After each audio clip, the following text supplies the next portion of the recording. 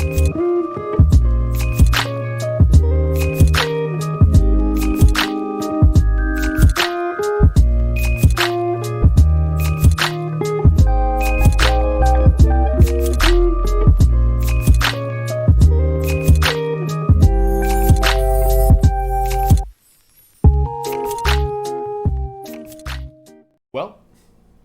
when you're right, you're almost wrong. Hey everybody, Blake here. Back to you from the shadowed void that is this beautiful, beautiful studio that's totally not in a garage, and I'm gonna be going over the two Final Four games. We're gonna have an intermission thing, and then I'm going to pick a final. So the two games last night were Baylor and Houston and Gonzaga and UCLA. I'll go ahead and open with the Baylor-Houston game because that was the game that played first. I predicted that this game was going to be closer than Gonzaga and UCLA, and boy was I wrong. Houston, during that first half, just could not score the basketball. They had one player have 17 of like their 24 points. Absolute train wreck offensively for that first half. Baylor really stifled the hell out of them. And, you know, Baylor was the better team. I think in both games you'll see that, you know, the better team won.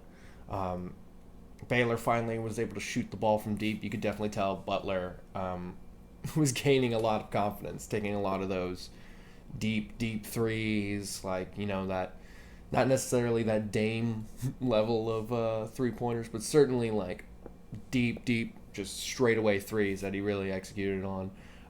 Baylor just finally shot the ball well. They defended hard.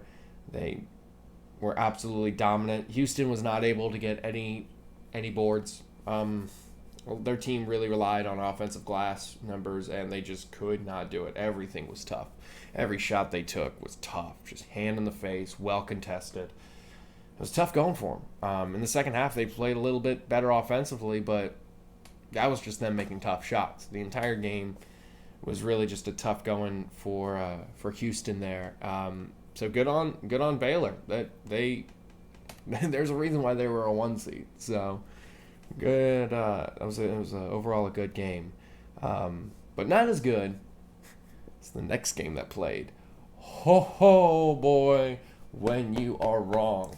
Oh man, I thought this was going to be the bigger blowout of the two games.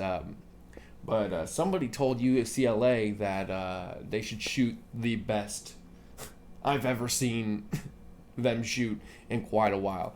I was talking about how their guards weren't able to, in UCLA's previous game when they played, I believe, Michigan, I was talking about how they weren't able to, their guards just really couldn't attack, drop, pick, and roll.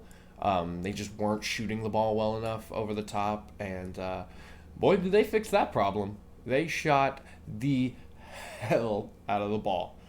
Suggs hit that final three right at the end of the game. It was an incredible game to watch. Truly remarkable. Devin Time, I'm going to keep getting his name wrong. Devin, number 2 for them, again, was pivotal. That mustache, man, is pristine, really.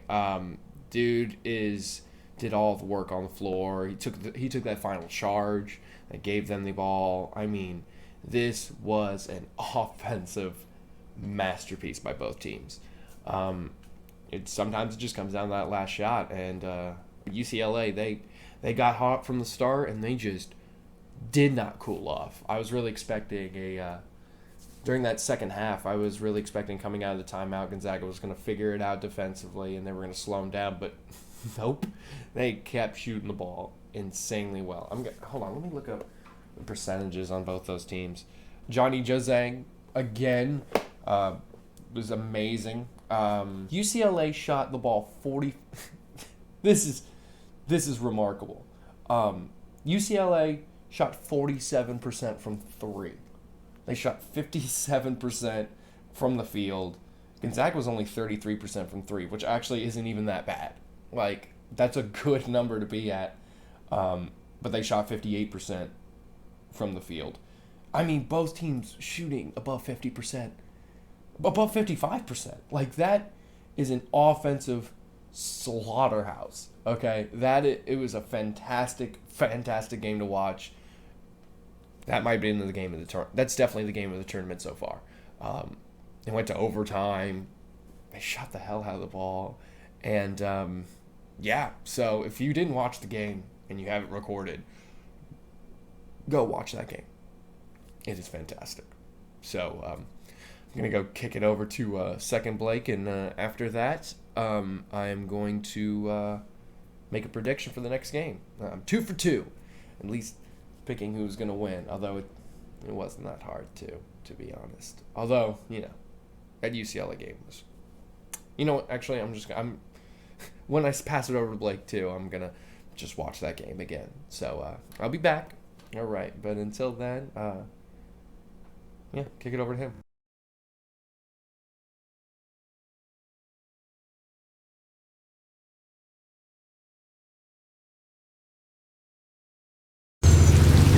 Man, what a fucking great day, dude.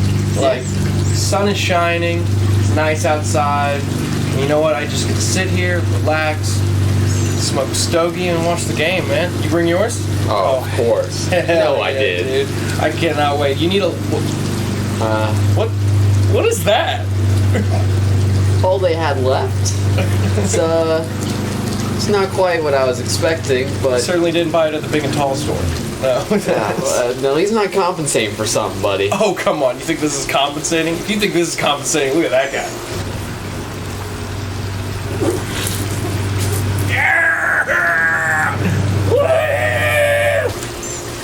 Damn.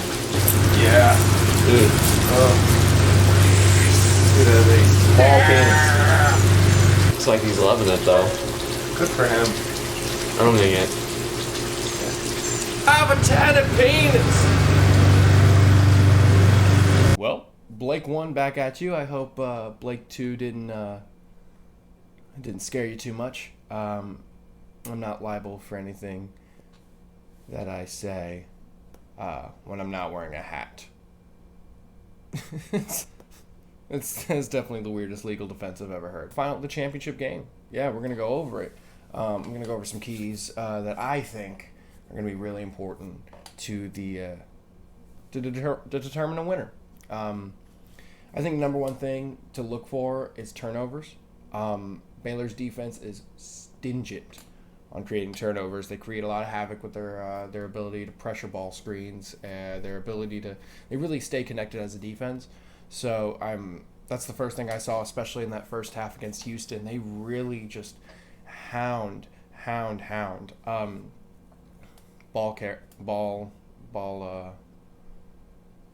They really attack the ball. I think their ability to fight over screens, their ability to just really stay connected on defense is going to be very key for them, because if they can, if Gonzaga turns the ball over a lot during this game, they're going to be in a lot of trouble.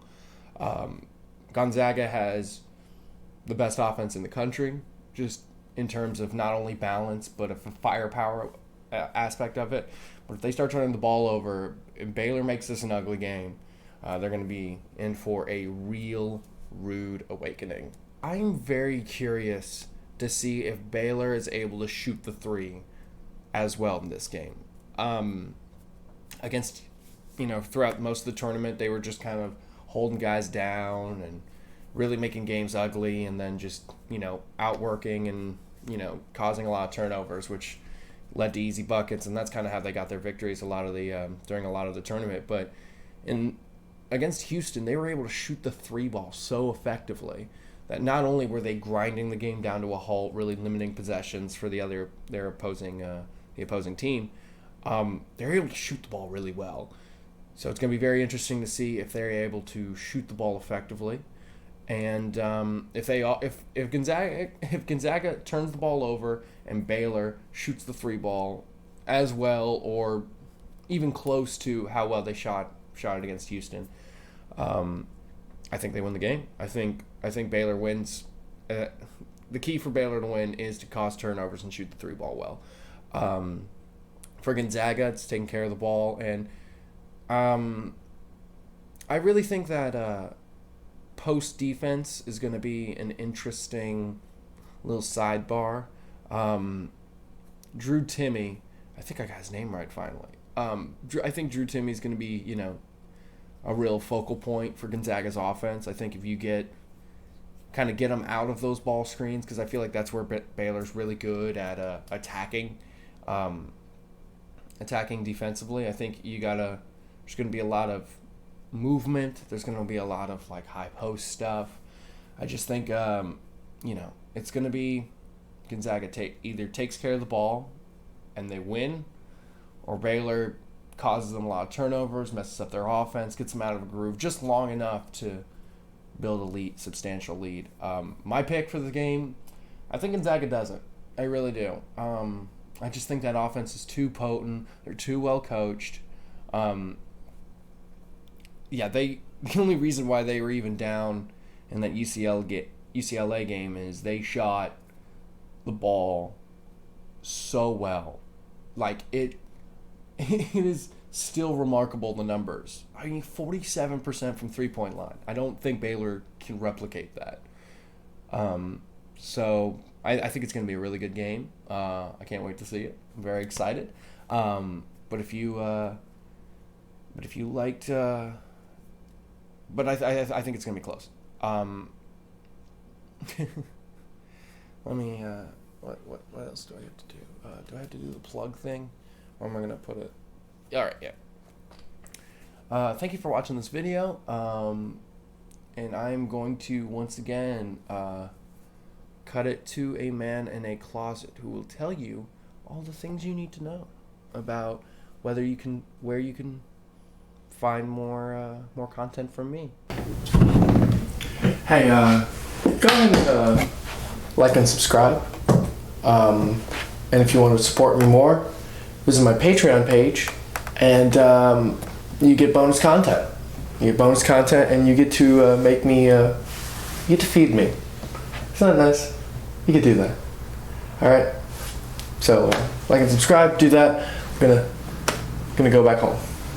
Yeah. The rest of the room isn't mine, actually. Yeah. I just live in the closet. It's not what you think.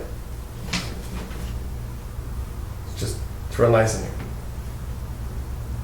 And dark mostly.